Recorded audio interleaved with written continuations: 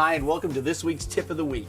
What we're going to talk about now are disclosure packages and how important it is when you are filling out your disclosure package, especially that area of the package that requires you to disclose anything that you know that materially affects the value of a property. We're at a property right now that we recently sold. We represented the buyer, and we had a pest inspection and we had a building inspection on this property.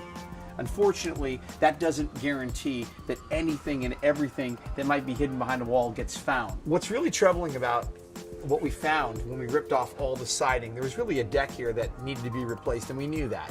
So I sent my guys over here to replace the deck. And as we did it, we started noticing there was lots of problems behind the siding. Once we pulled all the siding off, we found some very damning evidence. Now, when you come around the corner here, you'll see the siding is in perfect condition, and that's what the siding on the back of the house looked like. If you look at this, this looks like, oh, well, what a bummer. Maybe nobody knew. But actually, there's some evidence that they must have known and that they intentionally deceived the buyers of the property. And here's how I know. These are 2x6 framing. It's everywhere. There's plywood sheathing. This, however, is new sheetrock on the inside. I know it's new sheetrock because over here in the corner where you see all this dry rot, I've got 2x4s here.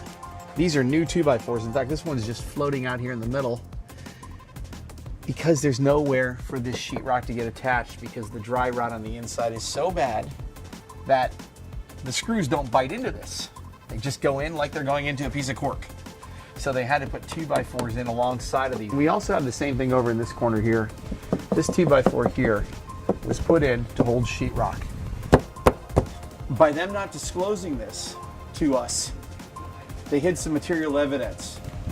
So now that we found out that there's all this dry rot on the back of the building, we know one thing: the buyers don't deserve to discover this after the fact. Somebody did this knowing and intentionally trying to deceive due to this framing, and there's nowhere to anchor the sheetrock screws.